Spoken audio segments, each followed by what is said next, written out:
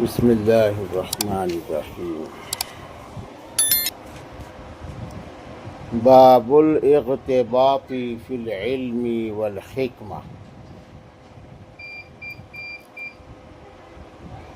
وقال عمر تفقہوا قبل ان تصودوا۔ قال ابو عبد اللہ وبعد ان تصودوا۔ وقد تعلم اصحاب النبی صلی اللہ علیہ وسلم بعد کبر سنهم۔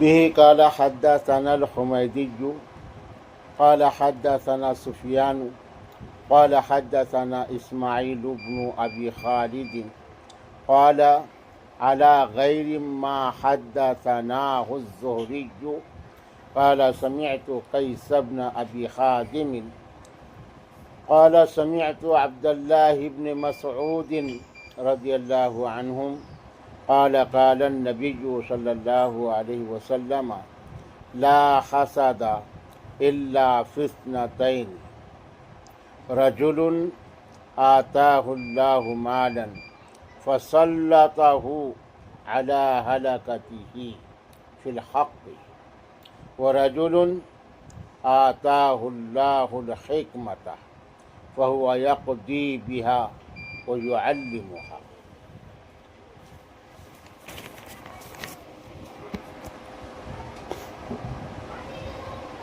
اغتباط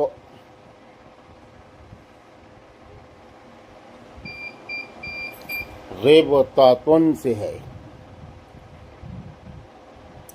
اس کے معنی ہیں رشک کرنا۔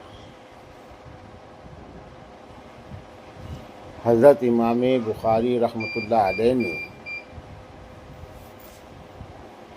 بخاری پڑھنے والوں کو حدیث میں مذکور لفظ حسد کا ترجمہ اپنے باب میں بتا دیا کہ حسد سے مراد یہاں کیا ہے۔ اغتباط اس کے معنی ہے رشک کرنا۔ حسد اور غیبتہ یعنی رشک، حسد اور غیبتہ یہ دونوں میں فرق ہے۔ حسد کہتے ہیں جیسے زید ہے، زید کاروبار میں خوب ترقی کر رہا ہے اور اس کو غیر معمولی فائدہ ہو رہا ہے تجارت میں۔ یا پھر کوئی اور شخص ہے جو علم اور حکمت میں بڑا باکمال ہے، تو انہیں دیکھ کر کسی کا یہ خواہش کرنا کہ یہ نعمتیں مجھے مل جائے اور ان نعمتوں سے یہ محروم ہو جائے، زید کنگال ہو جائے، یا کوئی بڑی علمی ترقی کرنے والا ہے تو وہ علم بھی اس کے اندر سے نکل جائے اور میں باکمال بن جاؤں۔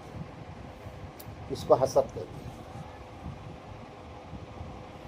اپنا اچھا چاہنا اور دوسرے کا برا چاہنا، کسی کی ترقی پر جلنا، اس کو حسد کہتے ہیں۔ حسد کرنا حرام ہے اور حضور صلی اللہ علیہ وسلم نے مسلمانوں کو منع کیا ہے، لا تحاسدوا، کہ مسلمانوں آپس میں ایک دوسرے سے حسد مت کرو۔ حسد کرنے سے حسد کرنے والے کا ہی نقصان ہوتا ہے. وہ جس پر حسد کر رہا ہے اس کا کچھ نہیں ہوتا. اس لیے کہ ترقی دینے والا، کامیابیوں سے ہمکنار کرنے والا وہ تو اللہ ہے. اس کے جلنے سے اللہ تھوڑی رکنے والے ہیں، ہے نا. ہاں، وہ اگر کچھ غلطی کر بیٹھے تو وہ الگ شکل ہے، لیکن دوسرے کے جلنے سے کسی پر ہونے والے اللہ کے انعامات نہیں رکتے، تو اسی کا نقصان ہوتا ہے. عربی کی مثال ہے الحسد یاکل الحسنات. حسد نیکیوں کو، اچھائیوں کو، اپنی خوبیوں کو ایسا کھا جاتا ہے. کما تأکل النار الحطب، جیسے آگ لکڑی کو کھا جاتی ہے. لکڑی جلتی ہے آگ میں دھیرے دھیرے، تو لکڑی کا وجود مٹ جاتا ہے نا.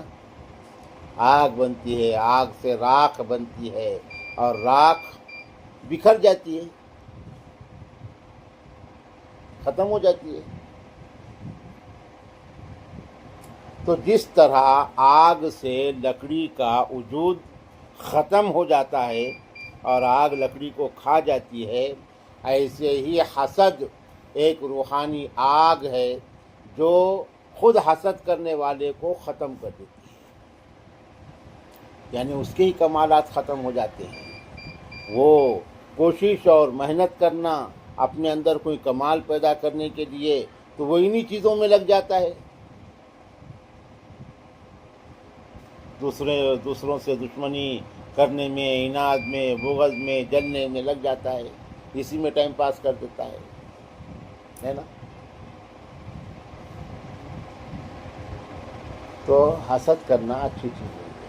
ایک تو نقصان بھی ہو رہا اور گناہ بھی ہو رہا، دونوں چیزیں ہوتی. یہ شیطان کی تلبیس ہے، سمجھ میں؟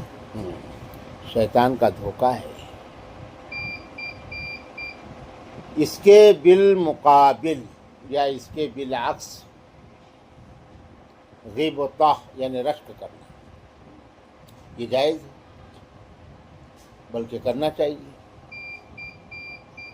جیسا یہ بہت ہوشیار ہو گئی، اس کے سمجھ میں بہت علم آ رہا ہے، اور یہ بہت محنت بھی کر رہی ہے. اس کا دست خط، اس کا انگلش میں ترجمہ ہے ہینڈ رائٹنگ. دست یعنی ہاتھ، خط یعنی لکھنا، ہینڈ یعنی ہاتھ، رائٹنگ یعنی لکھنا، ہے نا. تو اس کا دست خط سدھر رہا ہے، یہ خوشنویس بن رہی ہے. کچھ تقریر یاد کرنے بیٹھی تو تقریر جلدی یاد ہو رہی ہے.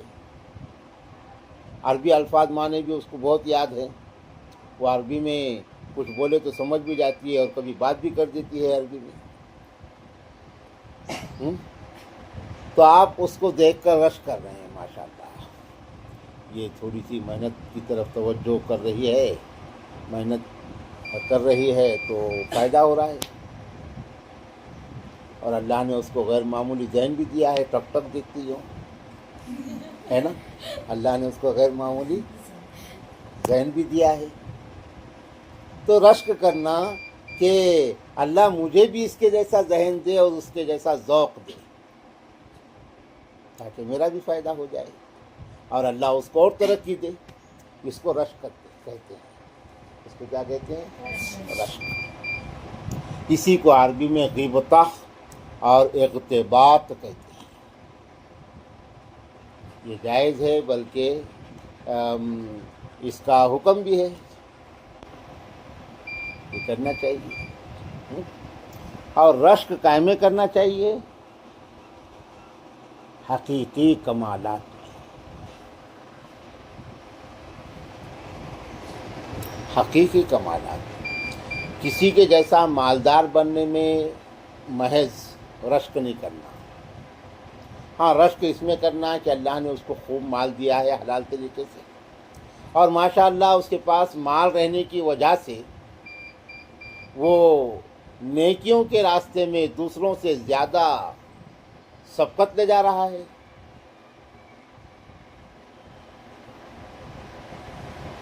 کسی بچے کی تعلیم رک گئی، خرچ نہیں ہے اس کے پاس، وہ اس کو خرچ دے رہا ہے اس کے پاس مال رہنے سے، اور وہ بچے کی تعلیم مکمل ہو رہی ہے، آگے بڑھ رہی ہے.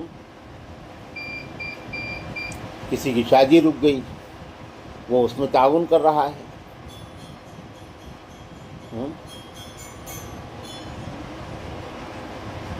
کوئی بیمار ہے، غیر معمولی بیماری میں مبتلا ہو گیا، صحیح علاج کرنے کے لیے اس کے پاس پیسہ نہیں ہے، یہ اس میں پیسہ لگا رہا ہے.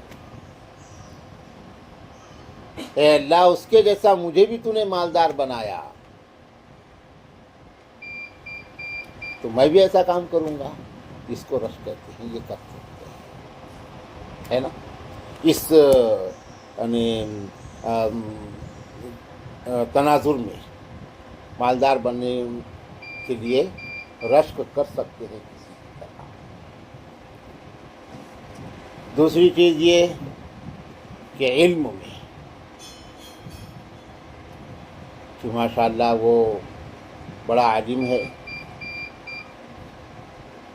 ہوشیار ہے، قابل ہے، باصلاحیت ہے، اور وہ اپنے علم سے دوسروں کو فائدہ پہنچا رہا ہے،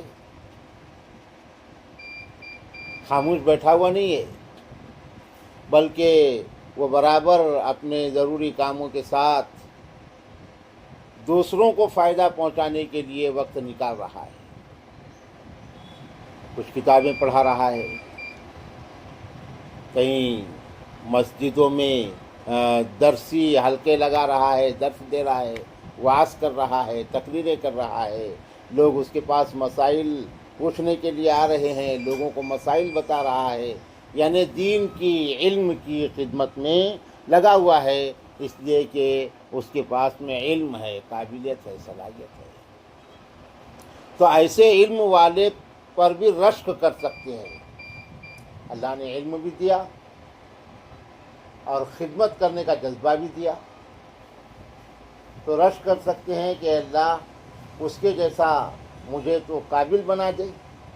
ایسا تو رشک کر سکتی ہے کہ اللہ اس کے ندا کے جیسا مجھے بھی قابل بنا دے، علم دے، قابلیت دے، صلاحیت دے، میں بھی اس کے جیسی خدمت کروں گی. تو یہ جائز بلکہ یہ کرنا بھی چاہیے. سمجھ لیں. صحابہ کرام رضی اللہ تعالی عنہم اجمعین میں یہ چیزیں بڑی تھی، بڑی حد تک تھی.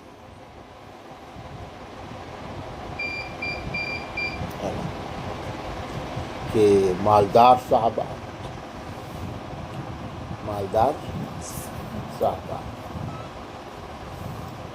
وہ زکوٰۃ نکال رہے ہیں، صدقات کر رہے ہیں، مجاہدین کی مدد کر رہے ہیں، نیکیوں میں اپنا مال لگا رہے ہیں. تو غریب صحابہ جو تھے، جن کے پاس مال نہیں تھا، تو وہ دیکھے تو ان کو اس پر رشک ہوا کہ اللہ نے ان کو مال سے نوازا تو کتنی نیکیاں کما رہے ہیں، ہے نا. ایسا مال ہمارے پاس ہو تو ہم بھی نیکیوں میں آگے بڑھتے. تو یہ صحابہ جو ہے حضور صلی اللہ علیہ وسلم کے پاس میں آئے سب مل کے. اس کو رشک کہتی ہے، اور تڑپ ان کو دیکھ کے، ہے نا. یعنی کسی کو اچھائیوں میں ترقی کرتے ہوئے دیکھنا اور اس کے جیسا خود بھی بننے کی خواہش کرنا، اور اس خواہش کے اعتبار سے کوشش کرنا، اس کا حکم ہے. اس پر جلنا نہیں، اس کے بارے میں تو اچھی نیت رکھنا، اچھا جذبہ رکھنا کہ اللہ اس کو اور ترقی. لیکن خود بھی اس کے جیسا بنے، یہ خواہش کرنا اور اس کے لیے کوشش کرنا، اس کا حکم دیا گیا ہے نا؟ تو یہ صحابہ اللہ کے نبی کے پاس آئے سب مل کے، اور حضور صلی اللہ علیہ وسلم سے یہ پوری تفصیل بیان کی کہ ہمارے مالدار بھائی مال کی وجہ سے بڑی نیکیاں کر رہے ہیں، ہم ان سے پیچھے ہیں نیکیوں میں، اس لیے کہ ہمارے پاس مال نہیں ہے۔ تو آپ ہمیں ایسی کوئی چیز بتا دیجئے اللہ کے رسول کہ ہم بھی نیکیوں میں ان کے برابر ہو جائیں۔ یہ جذبہ تھا صحابہ میں۔ اللہ کے نبی صلی اللہ علیہ وسلم نے ان کے جذبات کی قدر کی، اور حضور صلی اللہ علیہ وسلم نے ان سے کہا کہ تم ہر نماز کے بعد ایک وظیفہ کرو، مختصر وظیفہ، تو نیکیوں میں تم ان کے برابر ہو جائیں گے۔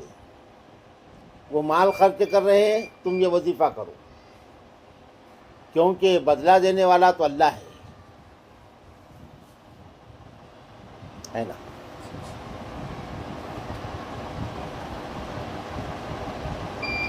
وظیفہ ہر نماز کے بعد 33 مرتبہ سبحان اللہ، 33 مرتبہ الحمدللہ، اور 34 مرتبہ اللہ اکبر۔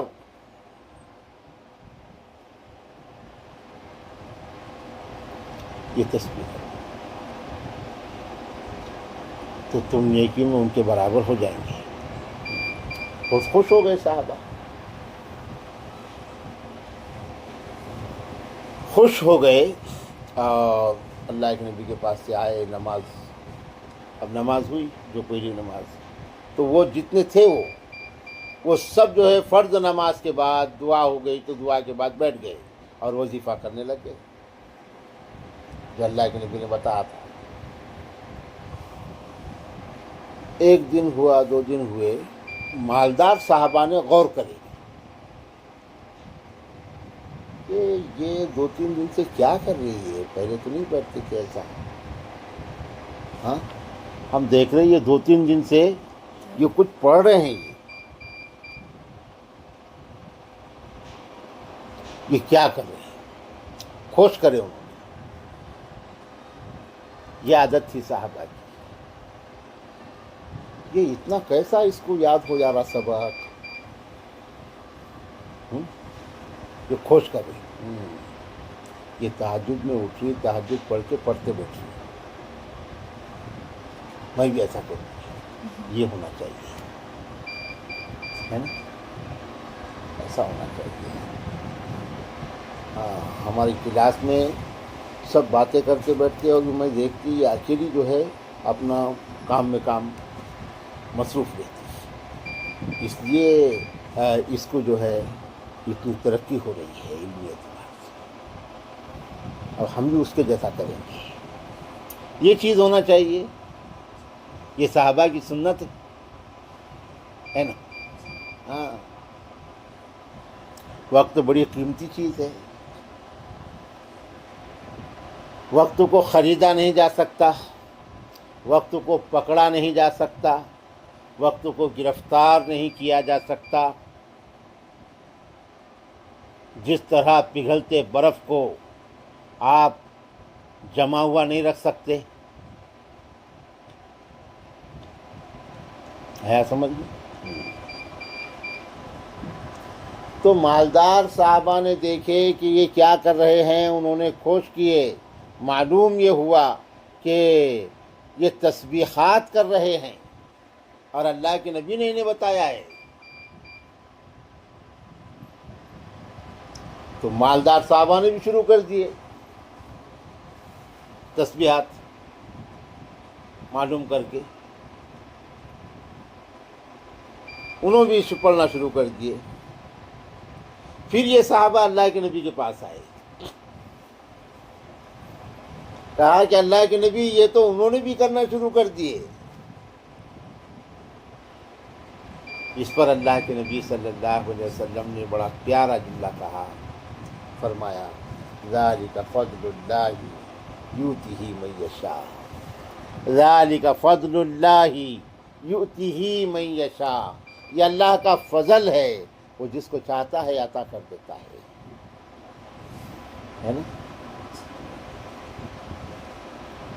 تو اس کو رشک کہتے ہیں۔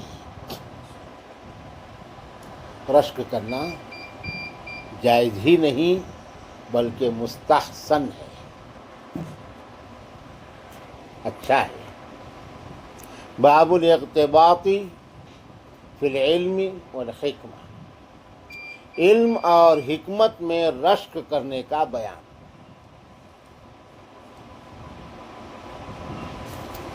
علم اور حکمت یہ قریب قریب ایک ہی معنی میں استعمال ہوتے ہیں، لیکن علم کی وجہ سے اور علم کے ساتھ ایک دانائی، ایک سمجھ اور ایک دور اندیشی ملتی ہے علم والوں کو، علم کے ساتھ، اس کو حکمت کہتے ہیں۔ کون سا مسئلہ کیسے حل کرنا، یہ چیز علم کی روشنی میں ملتی ہے کسی کو، اس کو حکمت کہتے ہیں۔ آپ سمجھ لیں، وَمَن يُؤْتَ الْحِكْمَةَ فَقَدْ أُوتِيَ خَيْرًا كَثِيرًا، جس کو حکمت مل گئی اس کو بہت بڑی چیز مل گئی، ورنہ کتنے لوگ ہوتے ہیں جن کو بظاہر علم ہوتا ہے لیکن وہ مسائل حل کرنے میں ناکام ہوتے ہیں، ہے نا۔ اور کتنے علم والے ہوتے ہیں جو بڑے بڑے مسائل آسانی سے حل کر لیتے ہیں، تو اس کو حکمت کہتے ہیں۔ علم اپنی محنت سے انسان حاصل کرتا ہے، اور اس علم کی قدردانی اور اس علم پر عمل کی برکت سے انسان کو حکمت عطا ہوتی ہے، اور وہ حکمت سے انسان کا علم کام آتا ہے نا، اس کو حکمت کہتے ہیں۔ ہمارے اکابرین میں صلاحیتوں کے الگ الگ رنگ والے بزرگ تھے، ہے نا۔ تو ان میں الگ الگ خطابات بزرگوں نے دیے ہیں ان کو۔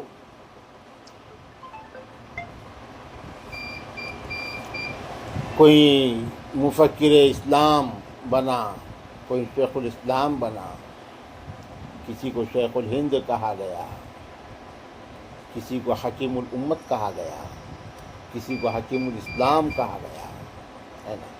حکیم الامت، حکیم الاسلام، حکیم، ان کا علم بڑا وسیع۔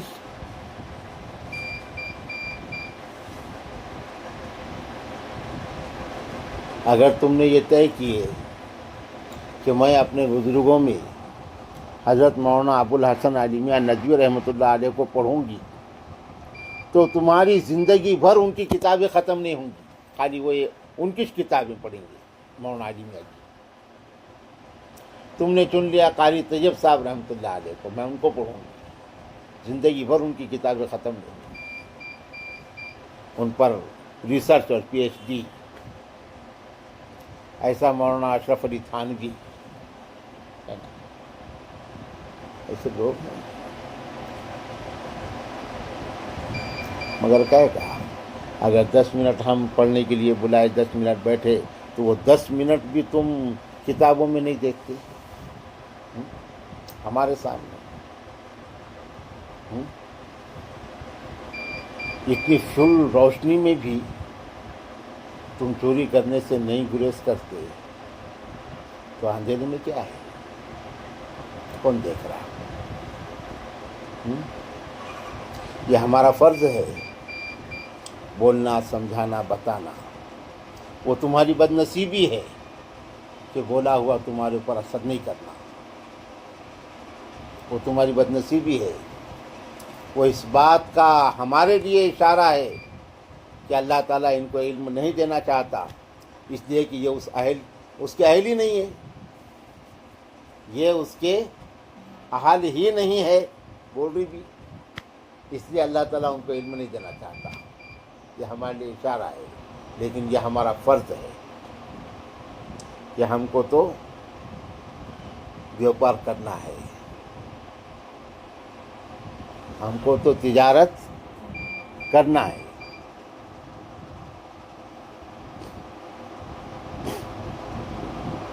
وہ کیا کریں گے؟ ہم جہاں بھی جا رہے ہیں تو بستی اندھوں کی ہی مل رہی ہے،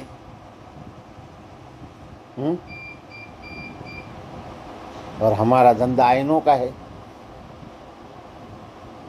ہماری تجارت آئینوں کی ہے، مگر کیا کریں کہ ہمیں بستی اندھوں کی مل رہی ہے۔ ہم کو بیوقوف سمجھنے والا ہماری مجبوری سے ناواقف ہے، اس کو ہماری مجبوری معلوم نہیں ہے، وہ دیکھ کر ہم کو بیوقوف سمجھ رہا ہے کہ ہم اندھوں کی بستی میں آئینوں کا بیوپار کر رہے ہیں، تجارت کر رہے ہیں، مگر یہ ہماری مجبوری ہے، اس کو کیا مطلب ہے نا؟ اس لیے اندھوں میں اگر تڑپ پیدا ہو جائے کہ بھئی ایک آئینوں کا بیوپاری اور تاجر روزانہ اپنے اندر چلا رہا ہے، چیخ رہا ہے کوئی آئینے خریدنے والا، اے اللہ تو ہمیں آنکھیں دے دے کہ اس کے آئینوں سے ہمیں فائدہ مل جائے، ایسی تڑپ سے اگر تم دعا کرے اللہ آنکھیں دے دیں گا۔ اس کے لیے کیا بعید ہے؟ اللہ کے لیے کیا بعید ہے؟ وہ لوہے کو موم بنا دے، جو اللہ تپتی ہوئی آگ کو پھول بنا دینے والا، جو اللہ اسپیڈ سے بہنے والی دریائے نیل میں بغیر کسی بندھن کے پانی کی دیوار بنا دینے والا، اس کے لیے یہ کیا بعید ہے کہ وہ تمہیں آنکھیں دے دے؟ مگر تم کو کم سے کم میرے اوپر ترس آئے کہ ایک آئینوں کا تاجر چلا چلا کے ہماری بستی میں روزانہ آئینے بیچ رہا ہے اور ہم مجبور ہیں کہ آنکھیں نہیں ہیں، اے اللہ تو ہمیں آنکھیں دے دے تو اس کی بھی لاج رہ جائے اور ہمارا بھی فائدہ ہو جائے۔ ایسا دعا کر کے تو دیکھو، ہے نا؟ تو دونوں کا کام ہو جائے گا، تمہارا بھی کام ہو جائے گا اور ہمارا بھی کام ہو جائے گا۔ رات کے سناٹے میں اٹھو، ضروریات سے فارغ ہو کے اچھی طرح وضو کرو، اور کوئی نہ دیکھے اندھیرے میں جا کے 2 رکعت نماز پڑھو، اور پوری تڑپ سے رو کے اللہ سے مانگو، گڑگڑاؤ اللہ کے سامنے، گڑگڑاؤ اللہ کے سامنے، تڑپ سے مانگو۔ جیسا ایک بچہ کھیلتے کھیلتے نالی میں گر جاتا چھوٹا سا، اور وہ بے اختیار چلاتا ہوا ماں سے لپٹ جاتا، ماں اپنے لپٹنے والے بچے کی گندگی کا خیال نہیں کرتی کہ یہ گندا ہو کے میرے سے لپٹ گیا، ماں اس کی زخموں کو دیکھتی، شریر بچے کی زخم کو دیکھتی ماں، وہ یہ نہیں دیکھتی کہ یہ گندگی میں سے اٹھ کے آیا اور میرے کپڑے ناپاک کر دیا۔ ایسی ماں کے محبت سے کئی پٹ زیادہ محبت اللہ تعالیٰ کو اپنے بندوں سے ہے نا؟ شرط یہ ہے کہ صحیح دل لے کر بندے آئیں، چپ چپ کا دل اللہ کے پاس نہیں چلتا.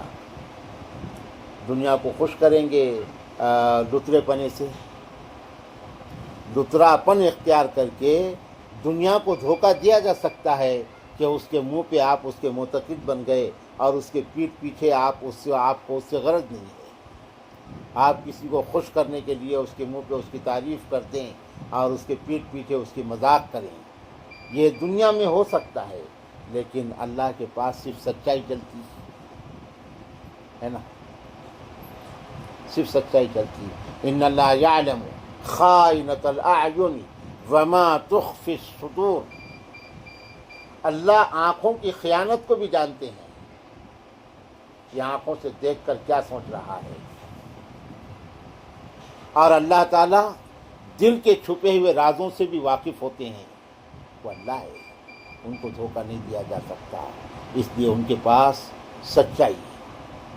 الا من اتى الله بقلب سلیم، الا من اتى الله بقلب سلیم.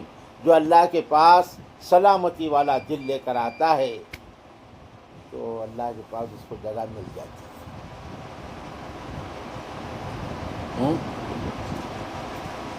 تو اللہ سے مانگو، یا رب دل مسلم کو زندہ تمنا دے، جو روح کو تڑپا دے، جو قلب کو گرما دے.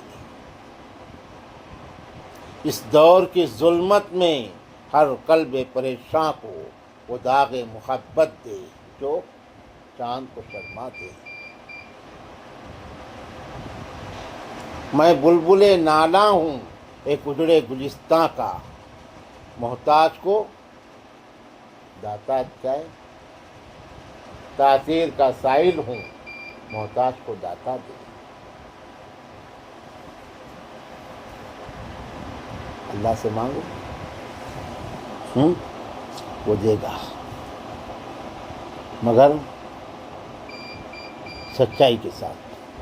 چپ چپ کے مت رہو آپ، اس میں بہت نقصان ہو رہا ہے. منافق بھی ہو رہے ہیں، مشرک بھی ہو رہے ہیں، دلندر بھی بن رہے ہیں، منحوس بھی ہو رہے ہیں. وقت بھی جا رہا ہے، وقت بھی جا رہا ہے، برباد ہو رہا ہے. اس لیے چپ چپ کے مت رہو، صحیح صحیح کے بن جاؤ، صحیح صحیح کے بن جاؤ. پتہ نہیں کیوں مگر مجھے تمہارے چہرے بتاتے ہیں، میں اتنے درد سے بولنے کے باوجود بھی تم چپ چپ سر ہلاتے ہیں. سے دل رکھنے کے لیے ابھی بھی تمہارے اندر سچائی پیدا نہیں ہوئی. اس لیے سچے بنو، چپ چپ کے نہیں. سچائی ہی ٹکتی ہے. سمجھ میں؟ سونا زمین میں 100 سال بھی رہا اور 100 سال کے بعد بھی نکلا تو سونا رہتا ہو، تو سونا ہی رہتا. اور گولڈن کلر کی پالش لوہے کو دی جائے اور اس کو زمین میں اگر رکھ دیا جائے، 1 سال کے بعد وہ زنگ آلود لوہا بن کے نکلتا ہے، بلکہ بعض تو مٹی بن جاتا ہے. سمجھ؟ تو جو چیز اوریجنل ہوتی ہے، سچی ہوتی ہے، اس کی سچائی کو دنیا ختم نہیں کر سکتی. کتنا بھی دبانے کی کوشش کرو اس کو، لیکن جب وہ ابھرے گی اور نکلے گی تو پوری سچائی کے ساتھ نکلے گی. سمجھ میں؟ وہ سچائی کے ساتھ نکلے گی. اس لیے سچائی بننے کی کوشش کرو. سمجھ میں؟ ہاں، چپ چپ کے مت رہو. وقال عمر، حضرت عمر رضی اللہ تعالی عنہ نے فرمایا، تفقہوا قبل ان تسودوا. فقیہ بن جاؤ.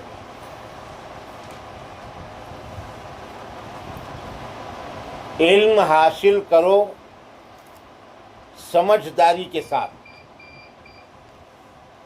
اس کو تفقہ کہتے ہیں۔ علم بھی ہو اور سمجھ بھی ہو، علم اور سمجھ یہ دونوں چیزوں سے مل کر جو چیز بنتی ہے اس کو تفقہ کہتے ہیں، گہرا علم اور گہری سمجھ۔ آیا سمجھ؟ تو فرمایا تفقہ حاصل کرو قبل ان تسودوا، سردار بننے سے پہلے۔ سید کہتے ہیں سردار کو، ہے نا، سید سردار، سردار بننے سے پہلے قبل ان تسودوا۔ سردار کس کو کہتے ہیں؟ سردار یعنی ذمہ دار،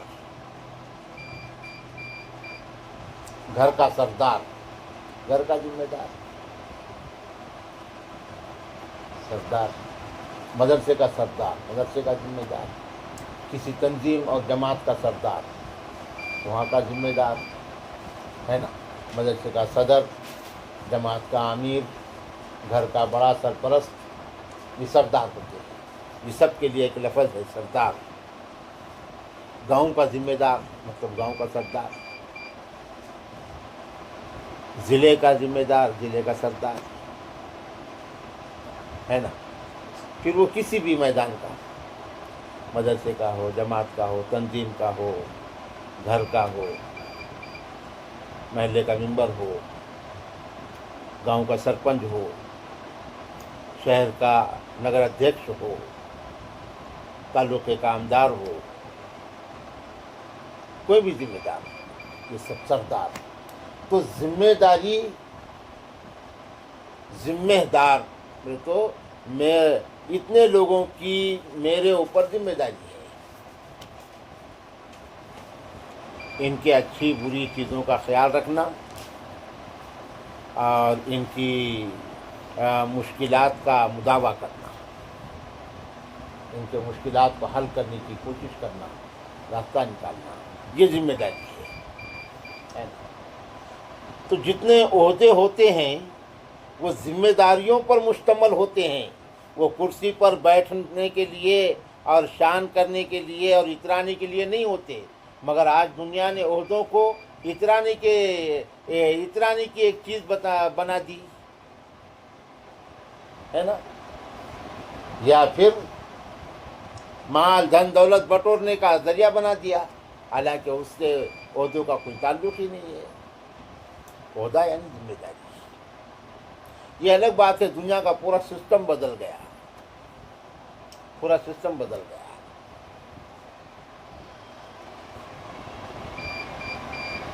لوگ ذمہ دار بننے کے لیے لڑ رہے ہیں، ہے نا، کیونکہ ذمہ داری کا تصور ختم ہو گیا۔ ذمہ داری مادی مفاد اور دنیا حاصل کرنے کا ذریعہ بن گئی، اس لیے لوگ ذمہ دار بننے کے لیے لڑ رہے ہیں۔ ذمہ داری کا تصور اگر کل کی طرح آج بھی قائم ہوتا تو کل لوگ ذمہ دار بننے کے لیے ڈرتے تھے، اپنے سے نہیں ہوں گا، اور آج لوگ ذمہ دار بننے کے لیے لڑ رہے ہیں، کیونکہ تصور ختم ہو گیا۔ کہاں کس کو دیکھنے کا ہے، بس ایک یہ ذمہ داری کے بہانے کمانا ہے، مفاد حاصل کرنا ہے، پھر وہ کچھ بھی ہو، کہیں بھی ہو۔ ہم صرف نگر پریشد کے ممبروں اور ان سے بڑے سیاستدانوں کو نہیں کہیں گے، ہر جگہ یہ ہو گیا۔ جماعت کا ذمہ دار بننے کے لیے لوگ لڑ رہے ہیں، کیونکہ وہ بھی کمانے کا ذریعہ بن گیا۔ مدرسوں کے ناظم بننے کے لیے لوگ لڑ رہے ہیں، کیونکہ وہ بھی کمانے کا ذریعہ بن گیا۔ خدا بندہ تیرے یہ سادہ دل بندے کدھر جائیں، خدا بندہ تیرے یہ سادہ دل بندے کدھر جائیں، کہ درویشی بھی عیاری ہے، فغفوری بھی عیاری ہے۔ سب سے زیادہ افسوس کی بات تو یہ کہ لوگ شیخ طریقت اور سلسلے کا پیر بننے کے لیے لڑ رہے ہیں۔ وہ بیٹا بول رہا ہے کہ باپ کا جانشین میں ہوں، وہ بیٹا بول رہا ہے کہ میں ہوں۔ بیٹوں میں جھگڑے چل رہے ہیں، کائے کے جھگڑے؟ شیخ اور پیر بننے کے جھگڑے۔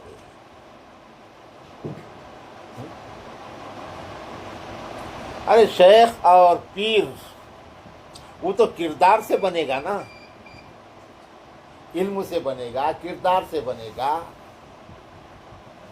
پابندی صوم و صلات اور دینداری سے بنے گا۔ چار لوگوں کے بولنے سے تھوڑی شیخ اور پیر بنے گا۔ ٹھیک ہے، اجازت شامل ہے باپ کی، جو آپ کا روحانی شیخ رہا وہ الگ چیز ہے، مگر وہ تو کردار سے بنے گا۔ اور یہاں جھگڑے کر رہے مطلب ان میں ایک بھی شیخ اور پیر بننے کا اہل نہیں ہے۔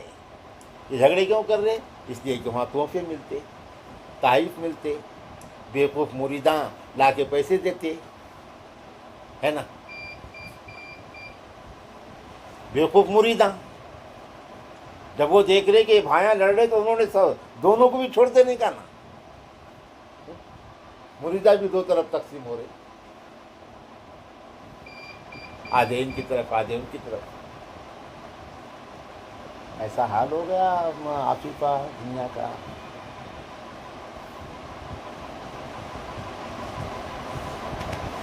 اللہ حفاظت کرے۔ تو ذمہ داری آنے سے پہلے وہ ذمہ داری نبھانا کس طرح، اس کا علم حاصل کرنا ضروری ہے۔ تو حضرت عمر نے فرمایا کہ سردار بننے سے پہلے تفقہ حاصل کرو، علم حاصل کرو، کیونکہ ذمہ داری آنے کے بعد اتنا وقت نہیں ملے گا علم حاصل کرنے کے لیے، مصروف ہو جائیں گے، ذمہ داریاں بڑھ جائیں گی، اس لیے اس سے پہلے علم حاصل کرو۔ یا یہ بھی مطلب لیا جا سکتا ہے کہ بڑے ہونے سے پہلے بچپن ہی میں علم حاصل کرو، اس لیے بڑے ہونے کے بعد ذمہ داریاں مزید ہو جاتی ہیں اور دوسرے کام بڑھ جاتے ہیں، اور ذمہ داریاں سر پہ آ جاتی ہے، اس لیے اس سے پہلے علم حاصل کرو۔ بعض علماء نے کہا کہ اس سے مراد شادی ہے، شادی بیاہ ہونے سے پہلے علم حاصل کر لو، شادی بیاہ ہونے کے بعد ذمہ داریاں مزید دو بالا ہو جاتی ہیں، ہے نا۔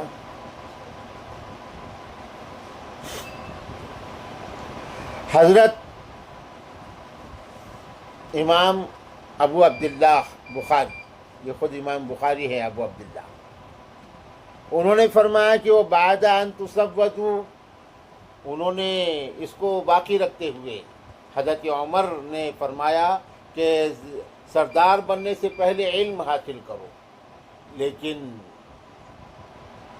اگر کوئی علم حاصل نہ کر سکے سردار بننے سے پہلے، بڑا ہونے سے پہلے، شادی کرنے سے پہلے، کسی تنظیم، ادارہ، گھر کا ذمہ دار بننے سے پہلے اگر کوئی علم حاصل نہیں کر سکا تو لا محالہ اس کو تو علم کی ضرورت رہے گی، ذمہ داریاں سر پہ آنے کے بعد نبھانے کے لیے۔ تو ٹھیک ہے، ذمہ دار بننے کے بعد علم حاصل کرو تاکہ اپنی ذمہ داریوں کو صحیح طریقے سے آپ نبھا سکیں۔ یہ ایک مطلب ہے امام بخاری کے قول کا، وہ بعد ان تصودوا، اور سردار بننے کے بعد علم حاصل کرو، یا پھر دونوں کو ملا دو کہ سردار بننے سے پہلے بھی علم حاصل کرو اور سردار بننے کے بعد بھی علم حاصل کرو، اس لیے کہ علم کا حاصل کرنے والا یہ دعویٰ نہیں کر سکتا کہ میں نے پورا علم حاصل کر لیا ہے۔ اطلب العلم من المہد الی اللحد، امام غزالی رحمۃ اللہ علیہ نے اپنی کتاب احیاء العلوم میں اس حدیث کو نقل کیا ہے کہ علم حاصل کرو جھولے سے لے کر قبر میں جانے تک۔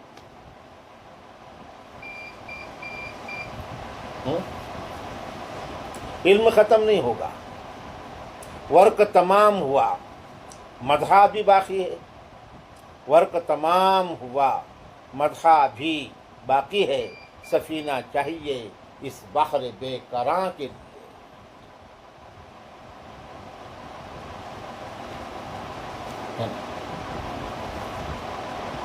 قل لو كان البحر مدادا لكلمات ربي لنفد البحر قبل أن تنفد كلمات ربي ولو جئنا بمثله مددا۔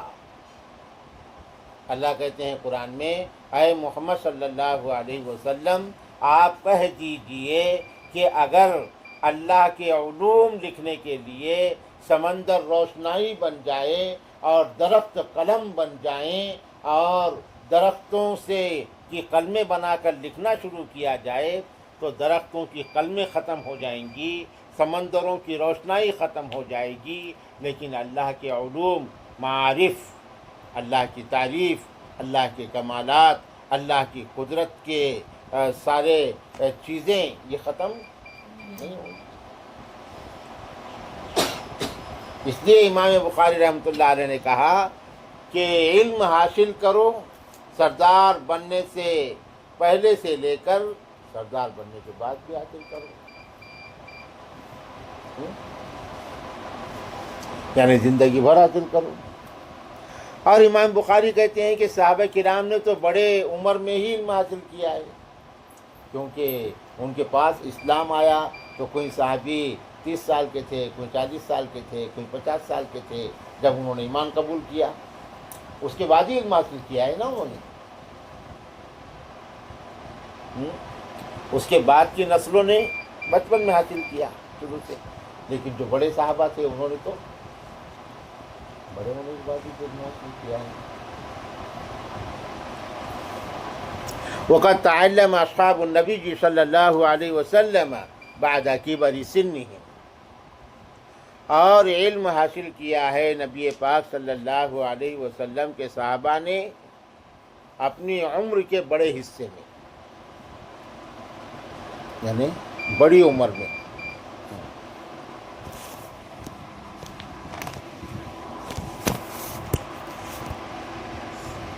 تب یہاں حدیث لے کر آئے امام بخاری نے، حضرت حمیدی، یہ امام بخاری کے استاد ہیں اور اساتذہ میں سے ہیں۔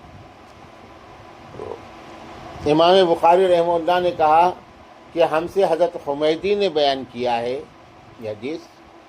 حضرت حمیدی نے کہا کہ ہم سے حضرت سفیان نے بیان کیا ہے، انہوں نے کہا کہ ہم سے حضرت اسماعیل بن ابی خالد نے بیان کیا ہے۔ حضرت اسماعیل علی غیر ما حدثناہ الزہری، حضرت اسماعیل امام زہری رحمۃ اللہ علیہ نے جو ان سے بیان کیا ہے تو وہ اس طریقے پر حضرت اسماعیل نے یہ حدیث حضرت سفیان کو بتایا ہے۔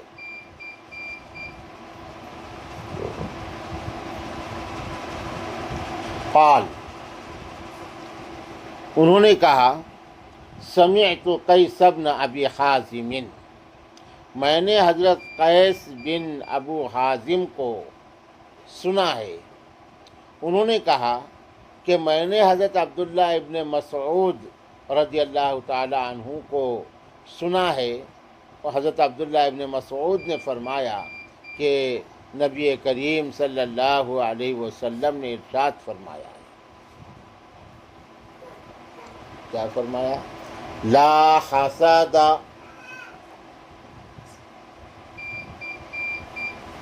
الا فی اثنتین، حسد جائز نہیں ہے مگر دو چیزوں۔ حسد سے مراد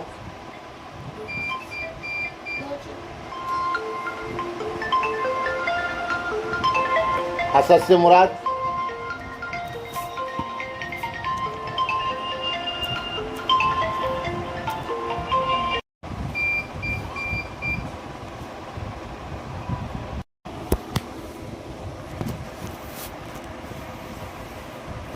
وقد تعلم اصحاب النبی صلی اللہ علیہ وسلم بعد کبر سنہ،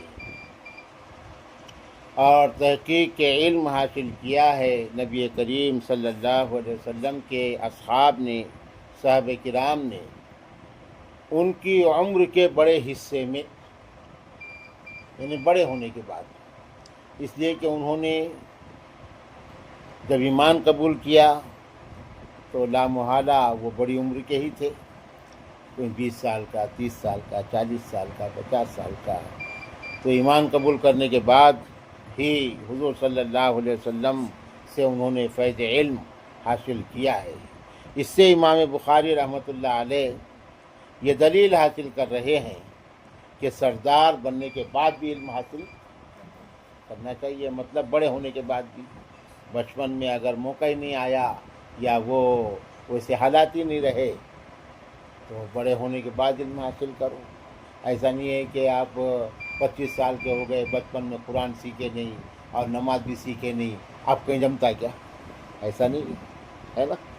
اب آپ کے سمجھ میں آ رہا ہے اور آپ کو احساس ہو رہا ہے تو علم تو حاصل کرنا پڑے گا، سیکھنا پڑے گا، تاکہ آپ اپنی دینی، ملی، مذہبی، سماجی ذمہ داریاں صحیح طریقے پر پوری کریں۔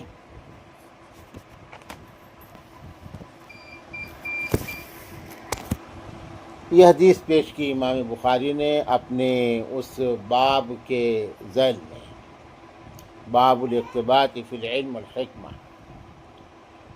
حدیث ہے بہ قال حدثنا الحمیدی، حضرت حمیدی امام بخاری کے اساتذہ میں سے ہیں۔ امام بخاری کہتے ہیں کہ ہم سے حضرت حمیدی نے بیان کیا ہے، انہوں نے کہا کہ ہم سے حضرت سفیان نے بیان کیا ہے۔ اس طرح یہ حدیث حضرت عبداللہ ابن مسعود تک پہنچتی ہے۔ حضرت عبداللہ ابن مسعود رضی اللہ عنہ نے فرمایا کہ نبی کریم صلی اللہ علیہ وسلم نے ارشاد فرمایا، لا حسد، حسد سے مراد غبطہ، رشک، نہیں جائز ہے رشک کرنا مگر دو قسم کے لوگوں میں۔ ایک وہ آدمی رجل آتاہ اللہ مالا، ایک وہ آدمی جس کو اللہ نے مال دیا ہے، اللہ نے جائز طریقے سے مالدار بنایا، اور مالدار بنانے کے ساتھ اللہ نے اس کو صحیح، سچے اور نیک اور حق راستے میں خرچ کرنے کی توفیق بھی دیا ہے۔ بہت سارے مالدار ایسے ہوتے ہیں جو بڑے بخیل ہوتے ہیں، ہے نا، اور وہ مال پہ مال جمع ہی کرنا جانتے ہیں اور چاہتے ہیں، وہ خرچ کرنا نہیں جانتے۔ تو بخل یہ گناہ کبیرہ ہے، اور بخیل کو حدیث میں ملعون کہا گیا ہے۔ سمجھ میں؟ اللہ کی رحمت سے دور کہا گیا ہے۔ بخیل اللہ کی رحمت سے دور ہوتا ہے، اور سخی اللہ کی رحمت کے قریب ہوتا ہے۔ سخاوت سے برکت آتی ہے، بخل سے اللہ تعالیٰ نہ جانے کب اس کا مال آفت کی نظر ہو جائے۔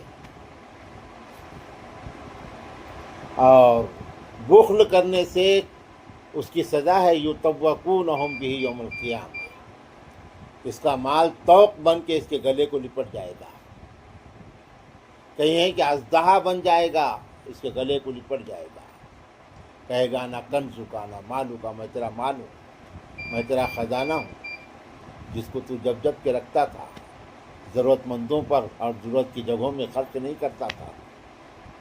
اس لیے مال ملنا اور خرچ کرنے کی توفیق ملنا یہ اللہ کی نعمت ہے۔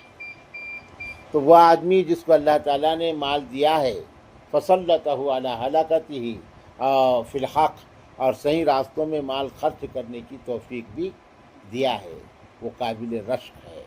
اسی طرح وہ عالم دین، رجل آتاہ اللہ الحکمہ، وہ آدمی جس کو اللہ نے علم اور حکمت عطا کیا ہے، اور وہ اپنے علم اور حکمت کی روشنی میں لوگوں کے فیصلے کرتا ہے، لوگوں کے مسائل حل کرتا ہے دینی اعتبار سے، وہ یعلمھا، اور دوسروں کو علم سکھاتا ہے، پڑھاتا ہے، سمجھاتا ہے، علم تقسیم کرتا ہے۔ یہ آدمی بھی قابل رشک ہے جو علم رہنے کی صورت میں علمی خدمات انجام دیتا ہے، یہ بھی قابل رشک ہے۔ تو ایسے دو قسم کے لوگوں پر رشک کرنا جائز ہے کہ اللہ تعالیٰ ان کے جیسا ہمیں بنا دے تاکہ ان کے جیسی نیکیاں ہم بھی کرنے کے اہل اور قابل بنیں۔ چلیے